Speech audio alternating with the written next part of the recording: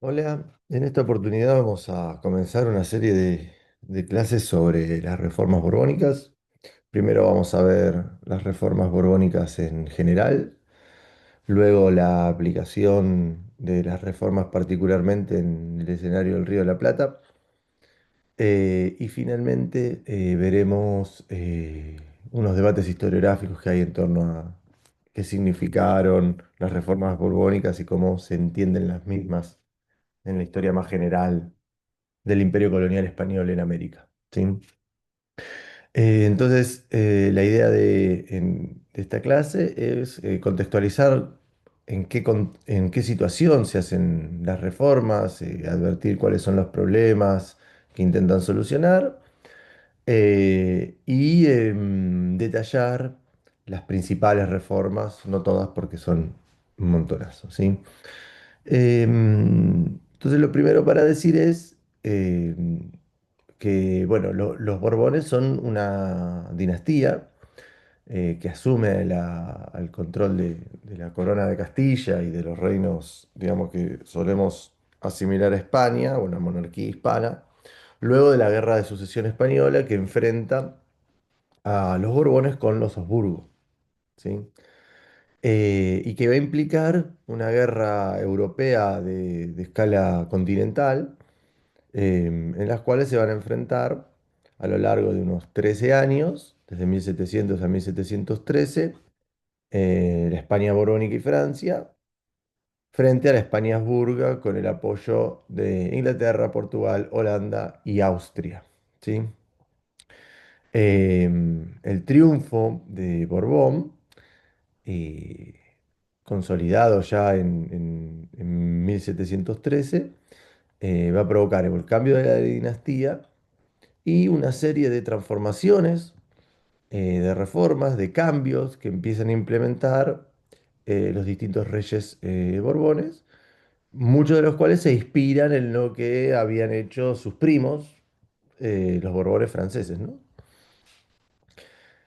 La segunda cuestión para entender las reformas borbónicas es el contexto que es ya muy marcado en el siglo XVIII del proceso de atlantización del comercio, eh, principalmente en el Atlántico Sur, que ocurre por la consolidación de ese comercio triangular entre África, Europa, y acá yo les pongo Brasil, pero entiéndanlos como América, ¿sí?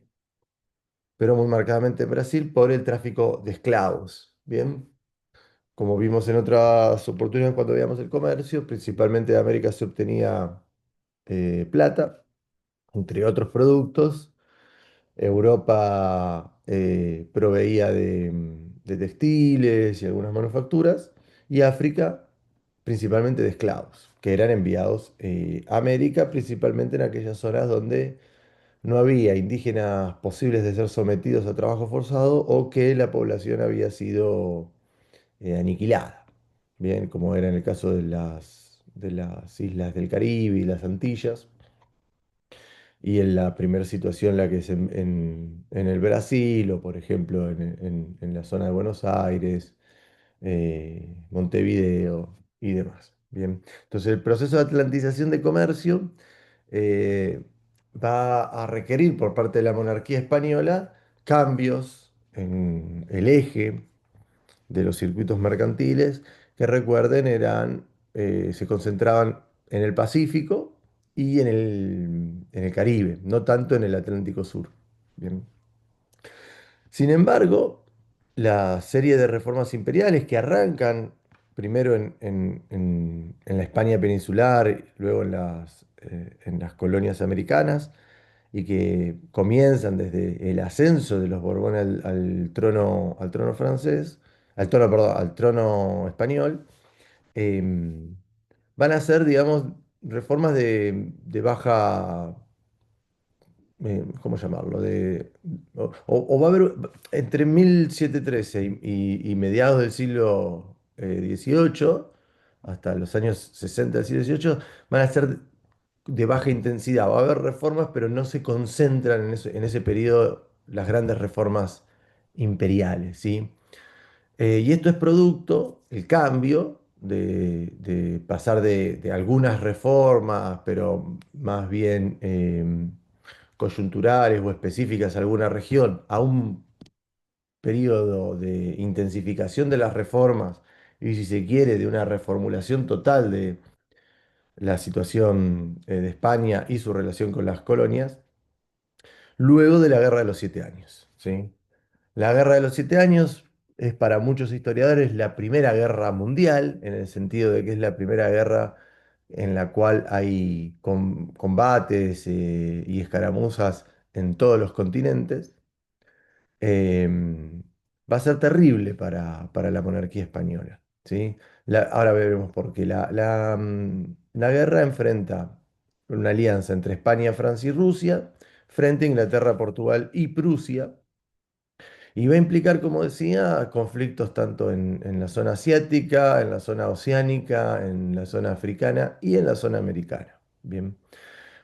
No vamos a contar en qué consisten los conflictos de la Guerra de los Siete Años, porque no tiene ningún sentido, pero sí marcar, si se quiere, dos hechos claves para la monarquía española, que es la ocupación de La Habana y Manila. Manila en la zona de Filipinas, ¿sí? La Habana, que como vimos era uno, digamos, el centro neurálgico del comercio del Caribe, una zona de la cual se extraían una gran cantidad de impuestos y que era fundamental para la circulación de mercancías, fue ocupada por los ingleses en 1762 y paralelamente la ciudad de Manila, que era el eje del comercio entre la China y Nueva España por el puerto de Acapulco, ¿sí? Eh, Esto es una enorme novedad y nos habla de alguna manera del ascenso de Inglaterra como gran potencia naval y que va a disputar con España ese lugar durante toda la segunda mitad del siglo XIX y hasta la batalla de Trafalgar en 1805, donde la Marina británica vence a la llamada Armada Invencible española. Pero los ingleses durante la Guerra de los Siete Años logran algo que antes no había sido conseguido. ¿Qué es esto? La capacidad de trasladar vía marítima unos 8.000, 10.000 hombres y hacerlos desembarcar en un punto, con lo cual es muy difícil poder repeler un ataque con esta gran cantidad de hombres. Es decir, esto no se había hecho antes. Y nos habla de los avances en la tecnología marítima, de transporte y logísticos logrados por los ingleses. Bien, la ocupación de La Habana es terrible porque es una de las principales ciudades coloniales y es una de las principales ciudades, como decíamos, que organiza el comercio. Obviamente los ingleses ahí saquean La Habana, se roban el tesoro que estaba dispuesto a salir para Madrid y es terrible. Claro, ¿por qué hace esto Inglaterra? Porque el problema de la Guerra de los Siete Años es que Inglaterra es incapaz de invadir la España peninsular, entonces golpea donde más débil es el enemigo. Justamente las colonias estaban relativamente indefensas, ¿sí? Entonces la ocupación de La Habana y Manila va a ser un duro golpe para la monarquía borbónica. Paralelamente a esto, un triunfo dentro de la Guerra de los Siete Años contra los portugueses es la ocupación de Colonia del Sacramento por Pedro Ceballos. Recuerden que los españoles habían fundado Montevideo, pero los portugueses Colonia. Colonia está entre Montevideo y Buenos Aires, está a unos, se- creo que son 70 kilómetros por río, y justamente nos habla de el avance portugués que España quiere frenar. Bien, Pedro Ceballos logra dominar Colonia, ¿sí? Luego en los tratados de paz, Colonia va a pasar a ser control español, ¿sí? Ahora, ¿qué es lo que deja como resultado la Guerra de los Siete Años? Que, como decía, tiene múltiples conflictos a nivel europeo e internacional, y los tratados de paz implican un montón de cuestiones. Bueno, los ingleses, por ejemplo, van a devolver La Habana y Manila a cambio de otras cosas que España devuelve.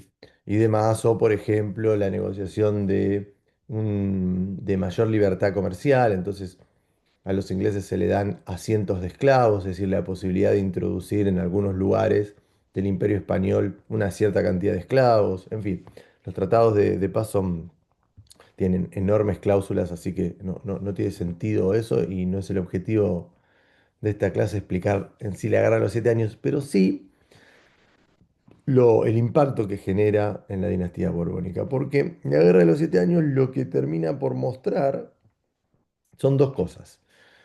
Por un lado, el ascenso de nuevas potencias en el escenario internacional, que son principalmente Inglaterra, Francia y en segundo lugar Holanda. Bien. Y este ascenso de nuevas potencias muy consolidadas en el siglo XVIII y que luego se transformarán en los grandes imperios, principalmente el inglés y el francés del siglo XIX, lo que también hacen ver a los Borbones es la marginalidad que ha adquirido la corona española dentro del escenario internacional. No estamos diciendo que es una potencia de tercer, cuarto orden, pero ya dejó de ser la gran potencia europea como lo había sido en el siglo XVI y en parte del XVII. ¿Sí? Entonces, esta toma de conciencia de alguna manera, la decadencia del rol de España en el escenario internacional, es lo que quieren revertir los Borbones. ¿Sí? Entonces, de ahí es que comienza una serie de reformas que justamente tienen como grandes problemas que deja abierto la Guerra de los 7 años, es cómo defender las colonias, enorme problema, vamos a un mapa. Acá lo que ustedes tienen es, bueno, ya la reformulación con los nuevos virreinatos y capitanías que generan los Borbones, pero fíjense lo que es el dominio español en América, va desde la zona de California, ¿sí? O desde la Florida, bien, hasta Buenos Aires, ¿sí? Entonces, los ingleses con esta capacidad de poder de desembarcar con tantos hombres en un lugar, genera un enorme problema, porque ¿cómo hago para defender un territorio que tiene costas por todos lados? ¿Sí? Y es más, el eje de la ocupación española es sobre las costas, ¿sí?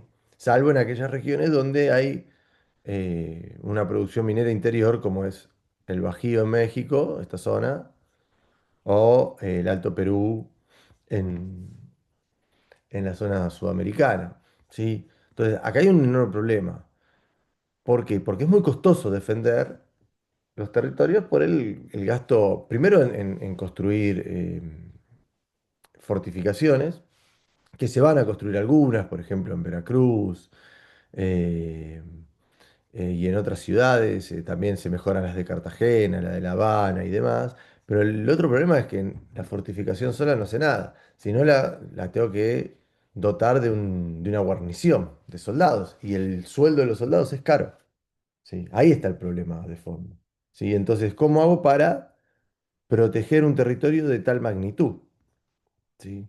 ¿Por qué? Porque si concentro mis energías en defender, no sé, La Habana, Veracruz, Acapulco y demás, desprotejo otras, porque los recursos son finitos. Sí, es el problema de la manta, que se llama de la manta corta, ¿no? Si tengo una manta corta, me tapo los pies, tengo frío en el torso. Si me tapo el torso, tengo frío en los pies. Bueno, los Borbones se enfrentan a ese problema muy marcadamente por la dimensión que tiene las colonias americanas, a los cuales hay que incluir las asiáticas, ¿no? La zona de Filipinas. Bien.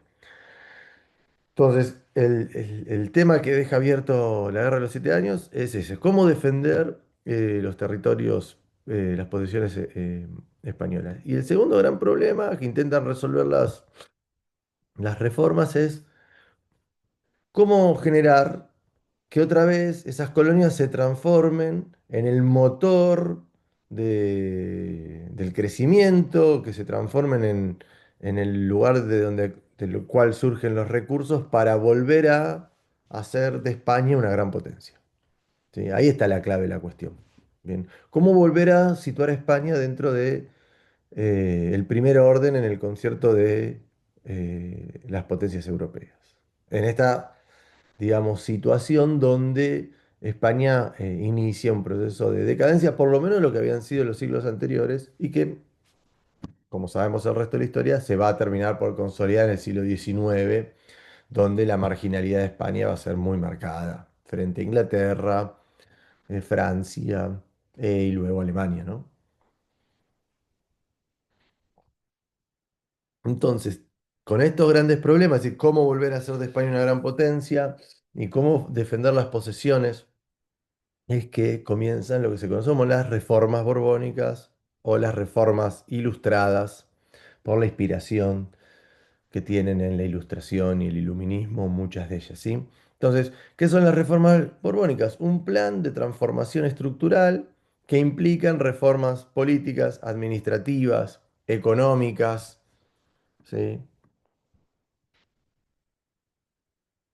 Sociales y demás, que tienen como un principio rector que justamente proviene de la ilustración, que es lograr la racionalización y la eficiencia de los distintos mecanismos. Acá también se podrían reformas comerciales, ¿no? Económicas y comerciales. Bien.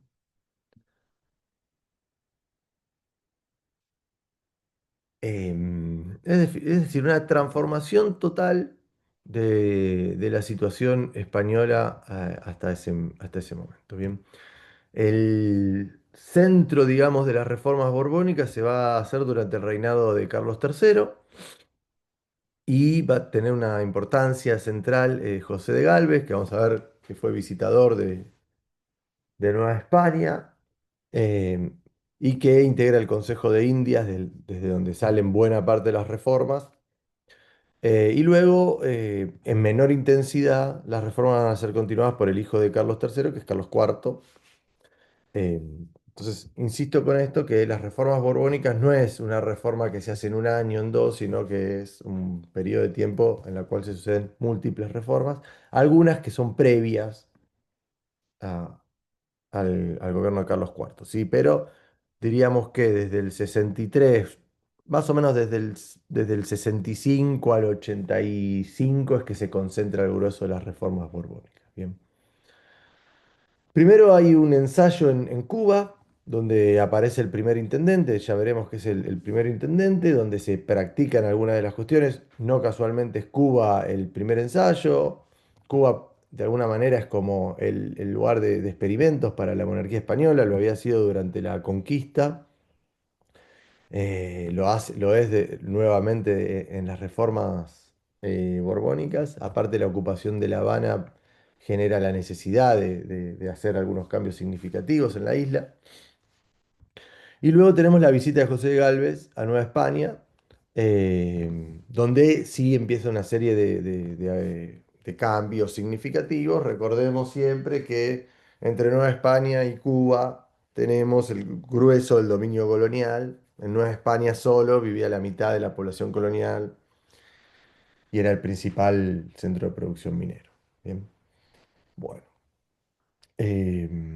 Luego de estos ensayos y de la visita de José de Galvez, es que tenemos la aplicación masiva de las reformas borbónicas, que implican una serie de transformaciones muy significativas que vamos a empezar a comentar a modo de listado eh, inacabado. ¿Sí? No vamos a ver todas las reformas, sino las que nos parecen centrales, e ir marcando algunos objetivos o o algunos problemas que intentan resolver cada una de las reformas que comentaremos.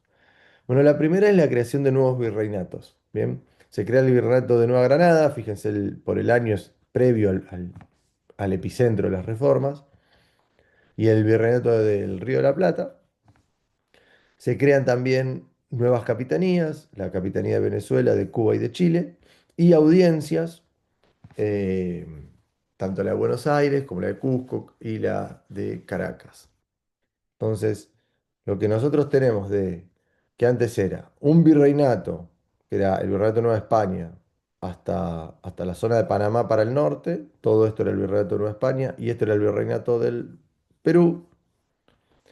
Tenemos una nueva división que es el Virreinato de Nueva España, que es cercenado en muchos de sus territorios, la Capitanía General de Cuba, incluye la isla de Cuba y el control de las Islas de las Antillas y la península de la Florida, la Capitanía General de Guatemala, que incluye lo que hoy son varios países centroamericanos, el Virreinato de Nueva Granada, uno de los nuevos virreinatos, bien, que es prácticamente lo que hoy es Panamá, Colombia y Ecuador, la Capitanía General de Venezuela, el Virreinato del Perú, que pierde muchos de los territorios, la creación del enorme Virreinato del Río de la Plata, pero muy poco poblado, salvo en la zona del Alto Perú, y la Capitanía General de Chile.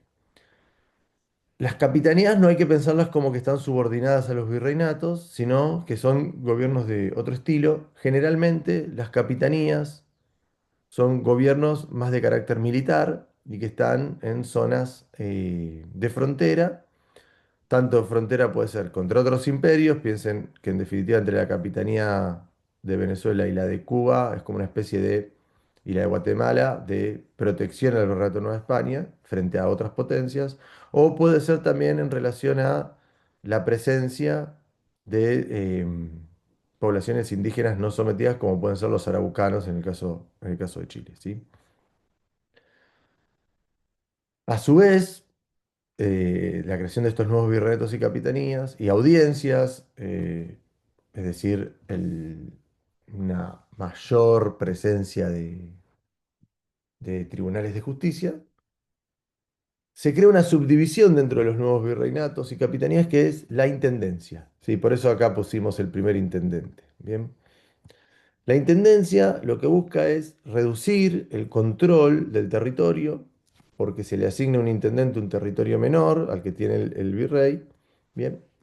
Eh, y el intendente va a tener las cuatro causas coloniales, es decir, va a tener Hacienda, Justicia, Gobierno y Guerra, y van a ser funcionarios seleccionados por el rey, que dependen directamente del rey y con un alto salario. Ahora, luego explico bien por qué esto es importante del alto salario, ¿sí?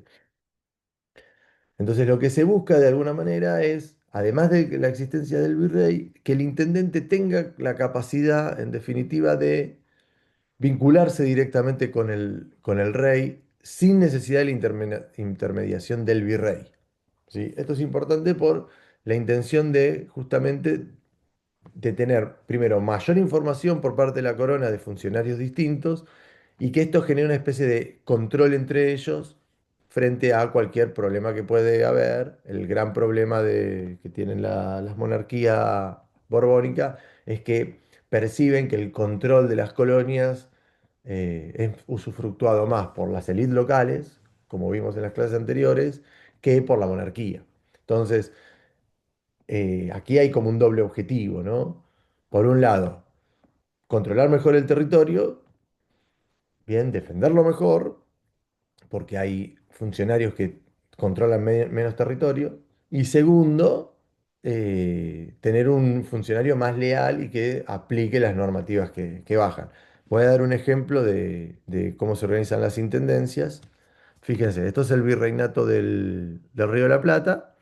Entonces, el régimen de intendencias provoca, fíjense, la subdivisión que provoca en el Alto Perú por la enorme importancia económica y poblacional que tiene, que está dividido en cuatro intendencias, la de La Paz, Cochabamba, Charcas y Potosí, dos gobiernos, el de Moxos y Chiquitos, porque está en zonas de fronteras contra el Imperio Portugués, la Intendencia de Salta, la Intendencia de Córdoba, la Intendencia de Buenos Aires y otra vez la Intendencia de Paraguay, perdón, el gobierno de las Misiones y el gobierno de Montevideo por el avance portugués, ¿sí?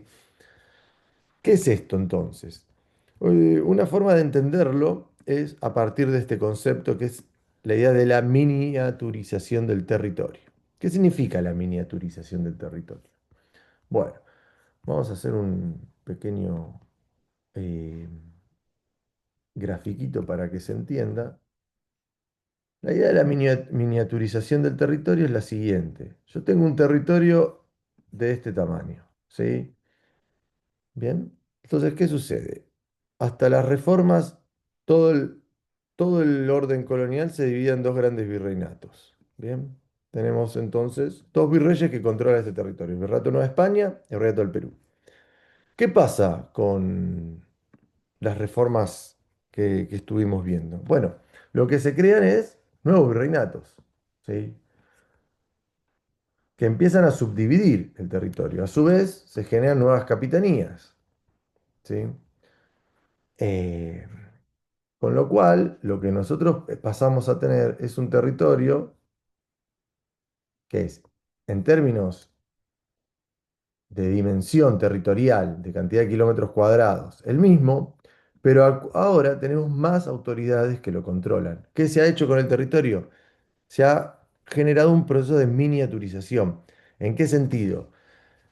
En que ahora cada autoridad tiene que controlar una porción del territorio que es menor, ¿sí? Entonces, ¿esto qué permite? Bueno, un mayor control, ¿sí? Piensen qué control podía tener el virrey del Virreinato de Nueva España cuando el Virreinato de Nueva España iba de Panamá y ocupaba hacia el norte y ocupaba toda esta zona, o del Perú hasta esta zona. Ahora, en donde antes había un solo virrey, ahora tenemos un virrey, dos capitanes generales, y en el sur tenemos tres virreyes y dos capitanes generales. Y a su vez, dentro de cada uno de los virreinatos se generan las intendencias, ¿sí? Entonces, lo que tenemos es un proceso de miniaturización del territorio, de mayor control. Si ustedes lo piensan en lo que va a venir a futuro, es proceso, digamos, de constante que genera la administración burocrática cuando un territorio adquiere mayor valor y tiene más población. Piensen en lo que va a pasar en, no sé, en el siglo XIX con la conformación de la provincia de Buenos Aires, que empieza con 20 partidos en 1820 y para los años de 1880 ya son como 70 partidos. Hoy son 130 y pico, ¿sí? Y cada tanto algunos partidos muy grandes o muy poblados son subdivididos. Bueno, es un proceso de miniaturización del territorio que de alguna forma lo exige el propio control de ese territorio, ¿sí? Bueno, entonces, la creación de nuevos virreinatos, capitanías y audiencias son parte de las reformas, el régimen de intendencia, y después tenemos lo que se conoce como la superintendencia de la Real Hacienda. Acá lo que se busca es cercenar el poder que tenían los virreyes en cuanto al control financiero y dotar a la Real Hacienda de mayores funcionarios, de mayor cantidad de burócratas para el cobro de impuestos y se impide que sean vendidos esos cargos, es decir, que sean venales. Bien, acá hay el objetivo general, es este que marcaba un poco antes y cuando decía el alto salario. El objetivo que tiene la monarquía es, bueno, en América el problema es que las élites locales terminan por generar mayores beneficios que los que se le generan a la corona. ¿Cómo resolver esto? Bueno, resolviendo el problema de fondo, ya lo habíamos visto. ¿Cuál era el problema de fondo? Que la monarquía no tiene una burocracia para controlar el territorio, entonces delega en esas élites locales muchas de las funciones, entonces esas élites locales, con esa delegación de funciones, terminan por beneficiarse más a ellas mismas que a los intereses de la corona. Bueno, los Borbones intentan modificar esto mediante la creación de una burocracia de carrera, ¿sí? ¿Qué significa una burocracia de carrera? Primero, con un funcionariado que tenga estudios, ¿sí? Producto de las universidades. Se privilegia mucho la formación militar por parte de los Borbones, también por la intención de la defensa del territorio. Y en esta burocracia de carrera se intentan consolidar dos ideas. Uno, que tengan altos salarios, por la idea de que si tienen altos salarios no van a empezar a hacer tejes y manganetas con las élites locales. Bien. Y segundo, que esos funcionarios sean de territorios distintos a los que tienen que controlar. Es decir, que el lugar de nacimiento sea muy alejado. ¿Para qué? Para tratar de desvincularlo socialmente del lugar que tienen que controlar. Bien. Entonces, esa burocracia lo que intenta hacer es la mano, digamos, el brazo del Estado que viene a controlar, a regular, a cobrar impuestos y demás. Después vamos a ver que esto es difícil de lograr. Bien, pero tiene como objetivo esto, es decir, hacer un funcionariado que responda más a las órdenes e intereses de la corona que a los intereses de las ediles locales, por eso se limitan la venta de cargos y se busca que este funcionariado racionalice la fiscalidad y aumente la recaudación. El objetivo central es ese, porque es lo que le permitiría a los Borbones volver a transformar a España en la gran potencia europea gracias a los recursos que obtienen las colonias. Bien. En este sentido, y para tratar de aumentar el flujo mercantil y la recaudación de impuestos, es que se establece el reglamento de libre comercio. Bien, acá hay que tener muchísimo cuidado por no, por no cometer un anacronismo, ¿sí? Porque en nuestra idea, libre comercio es comerciar con quien quieras, ¿sí? A partir de las teorías liberales, antimonopólicas y demás, ¿bien? Entonces, lo que vamos a comentar ahora no es libre comercio en el sentido liberal o moderno de la expresión, ¿sí? Es el nombre con el cual se conoció la reforma. El reglamento se llama así, el Reglamento de Libre Comercio. Pero es dentro del monopolio español.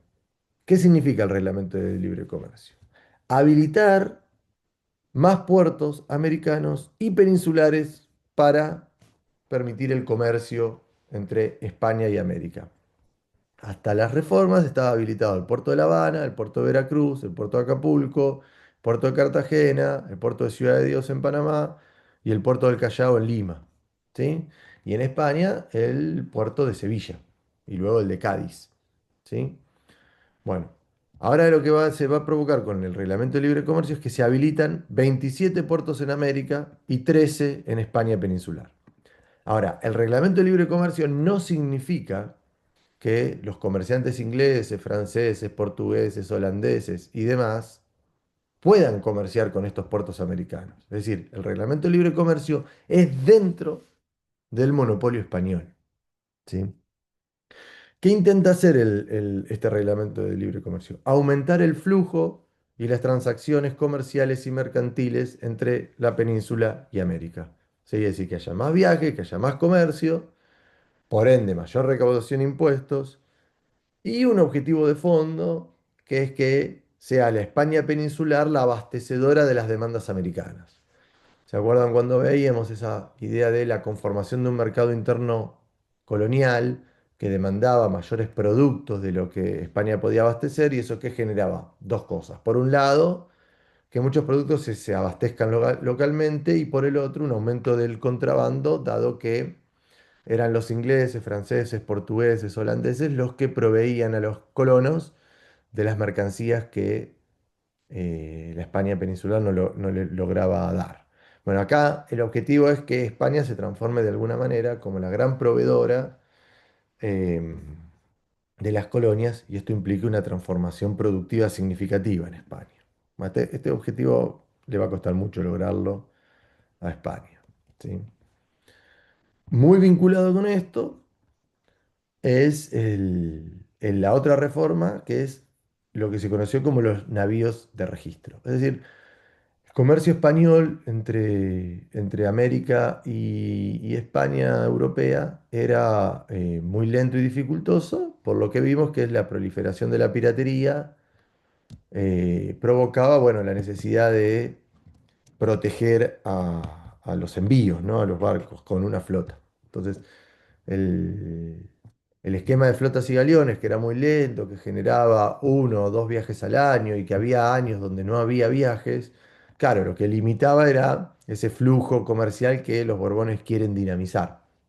Para resolver esto no es que se eliminan las flotas y galeones, esto se va a mantener principalmente para transportar la plata, pero se va a establecer los navíos de registro. ¿Qué es los navíos de registro? Cualquier individuo que quiera comerciar con América, tenga un barco o se asocie con alguien que tenga un barco, puede, mediante una autorización administrativa, que obviamente daba la casa de contratación, eh, hacer el viaje por su cuenta. Es decir, sin ajustarse a la ruta monopólica de las flotas y galeones. Es decir, en definitiva lo que está haciendo la corona es decir, bueno, si vos querés, tenés un barco, tenés un cargamento de mercancías y querés mandarte por tu cuenta y correr los riesgos de tu empresa, hacelo, no hay problema. Solo te damos la autorización. Entonces, la idea cuál es, que los navíos de registro hagan primero más viajes entre América y España y segundo que usen las rutas que ellos quieran. Entonces no es que buscan repeler los posibles ataques como hacen los galeones cuando van custodiando las flotas, sino principalmente esquivarlos. ¿Sí? Y bueno, y si te agarra un, un barco corsario, un barco pirata, es responsabilidad tuya. ¿Sí? Pero bueno, esto lo que va a hacer justamente es ampliar la circulación de mercancías y la ventaja para España es justamente el cobro de impuestos en cada una de esas transacciones y evitar el contrabando. ¿Sí?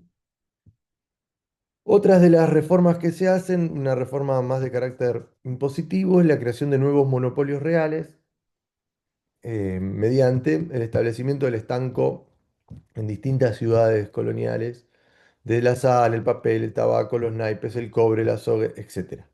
¿Qué es un estanco? El estanco es un control que generaba la monarquía mediante el cual determinadas mercancías, como las que le nombré, quienes las producían debían venderla a la corona, al estanco, y luego el estanco era el que las vendía a los consumidores finales. ¿Sí? Esto que provocaba una diferencia entre el precio entre que se compra y se vende.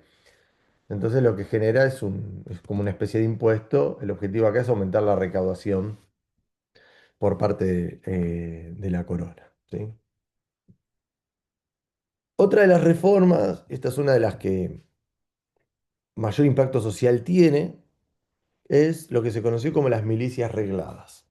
Habíamos dicho que uno de los grandes problemas es cómo defender el territorio por el costo que tiene proveer a cada lugar que puede ser atacado de una dotación de soldados regulares con sueldo, es decir, eh, gente entrenada para la guerra.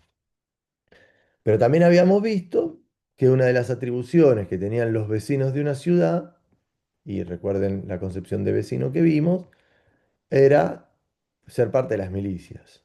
¿Sí? Pero la milicia era una obligación, pero también un derecho y un privilegio. ¿Bien? ¿Por qué? Porque no todos podían ser parte de las milicias. Bueno, lo que hacen los Borbones es ampliar esto. ¿Sí?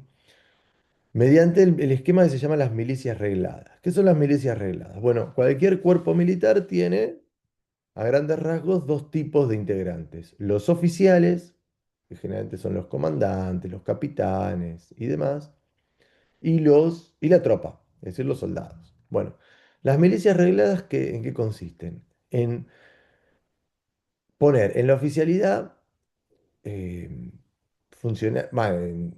digamos, soldados de carrera, es decir, formados en el ejército, no serían soldados, son oficiales, capitanes, comandantes, con instrucción militar por parte de las academias españolas, y la tropa sí que sea miliciana. Ahora, esas tropas milicianas, ampliarlas a nuevos sectores, como pueden ser los pardos, los indios y los negros. ¿Sí? Esto va a ser muy importante para estos sectores porque la participación en las milicias los va a dotar de nuevos derechos dentro del esquema social corporativo del orden colonial. ¿Sí? Y entonces lo que permite las milicias regladas es dotar al territorio de una mayor defensa. ¿Por qué? Porque se van a combinar la existencia de tropas del ejército, ¿sí? Generalmente reducidas, más el apoyo, el auxilio, principalmente en momentos de necesidad, de milicianos formados, instruidos por militares de carrera, pero que provienen de los sectores populares coloniales, ¿sí? Recuerden que una milicia, a diferencia del ejército, no es una persona que está permanentemente tomando las armas y trabaja de soldado, sino es alguien que tiene una actividad productiva, comercial, económica en su vida y es entrenado una vez por mes en ejercicios militares. y cuando hay un ataque o cuando hay que hacer guardia y demás, es llamado por parte de las autoridades militares. Entonces, las milicias regladas mejoran las defensas porque aumentan la cantidad de tropa disponible en caso de una invasión. ¿Sí? Y después para marcarles algunas ideas nomás de hacia dónde van las reformas, esto no lo vamos a decir, no lo vamos a detallar mucho, pero sí los Borbones, dentro de esta idea de las reformas ilustradas, eh, aparece una nueva idea que es justamente la necesidad de tener información de la realidad para tomar medidas. Entonces, es muy importante la confección de mapas y censos para los Borbones. Se realizan muchos, hoy en día son una fuente de información genial para estudiar la historia colonial. Pero sí esa necesidad del conocimiento empírico por parte de los Borbones para tomar resoluciones y reformas que intenten solucionar esos problemas que surgen de la realidad. O lo mismo, se establece un servicio de correos permanente que busca mejorar las comunicaciones, agilizarlas, hacerlas más rápido. Bien. Y la última reforma para comentar es, bueno, la definitiva supresión de los corregidores. Ya vimos el problema que había habido con los corregimientos desde el inicio de la conquista, y la expulsión de los jesuitas y la consolidación del regalismo frente a la iglesia, es decir, la potestad que tiene el rey de que todas las decisiones sobre los eclesiásticos dependan del rey de España y no del papa. ¿Sí? En definitiva, estas medidas lo que buscan es consolidar y centralizar la autoridad real y hacerla más firme, más... En definitiva, que se cumpla lo que el rey dice en las colonias, ¿sí? En el caso de los jesuitas, hay dos grandes problemas. Uno es el problema de la dimensión económica e incluso militar, que habían adquirido buena parte de las reducciones jesuitas. Si alguna vez andan por Córdoba, hagan el tour de las estancias jesuitas, son como 7 u 8, van a ver la dimensión que tenían y la capacidad económica, productiva que podían tener, o lo mismo en la zona de las misiones, con el control de los guaraníes. Entonces, los borbones lo empiezan a ver a los jesuitas como un peligro porque funcionan de alguna manera como un estado dentro del estado. Y el peligro reside en una de las ideas centrales que imparten los jesuitas, que a su vez no solo tienen un enorme poder económico, sino un enorme poder educativo. Muchos de los colegios, universidades, fundados por los españoles son controlados por los jesuitas.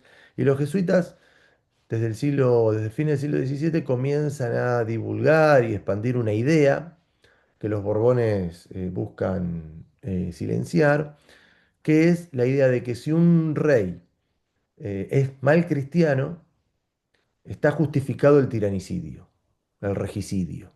¿Sí? ¿Por qué? Porque si un rey es mal cristiano, se ha transformado en un tirano, y si se ha transformado en un tirano, el pueblo tiene derecho a eliminarlo y cambiarlo por otro rey. Entonces, los Borbones ven estas teorías como muy peligrosas porque justamente ellos buscan lo contrario, es decir, de consolidar la autoridad del rey y de alguna manera imitar lo que habían hecho los Borbones en Francia, que es consolidar un, un reinado absolutista. ¿Sí? Entonces, los jesuitas van a ser expulsados en 1767. Luego volverán, pero ya no dentro del orden colonial, sino durante los estados independientes americanos. Entonces, para cerrar la clase, podemos pensar cuáles son los objetivos generales de las reformas. Como dijimos, bueno, consolidar el poder de la corona, tanto frente a otras potencias como frente a las élites locales. El objetivo acá es eliminar el contrabando, aumentar la recaudación, aumentar el control y defender mejor los territorios. ¿Sí? ¿Para qué? Para el segundo objetivo central, que es drenar la mayor cantidad de recursos posibles de las coronas perdón, de la colonia a la corona. Bien, ¿para qué? Para volver a tener, a poder, en definitiva, financiar las empresas imperiales españolas y volver a situar, a posicionar a España, a la corona española, dentro de las principales em, potencias europeas. Y después una idea de fondo, que en definitiva es transversal a todas las reformas que vimos, es el cambio de la concepción que hay en la monarquía. Bien, ¿qué es esto? Si los monarcas Habsburgos, su preocupación más era por, digamos, ¿qué era un buen rey? Aquel que, en definitiva, era un buen cristiano, aquel que, en definitiva, hacía mayores obras pías, aquel que podía mostrar éxitos en torno a lo divino y espiritual, la cantidad de conversos, de difusión del cristianismo y demás. Bueno, con la ciudad de la Ilustración, el iluminismo, el racionalismo y demás, hay un cambio en la concepción de las monarquías, y por eso Carlos III es como el rey ilustrado español, donde el poder del rey y su grandeza cada vez va a estar más asociado a los resultados materiales y económicos que consiga en el reino, al aumento de la producción, al aumento del comercio, al aumento de la recaudación, al aumento demográfico y demás. Acá tenemos un cambio central en la concepción de cuáles son los fines del gobierno. Si los fines del gobierno son lo que había sucedido por lo menos hasta el siglo XVIII, que están más vinculados a las empresas espirituales y divinas, o producto de la secularización del mundo que trae el iluminismo, el racionalismo, la ilustración, los gobernantes tienen que ser evaluados por los progresos materiales y económicos que traen a sus súbditos.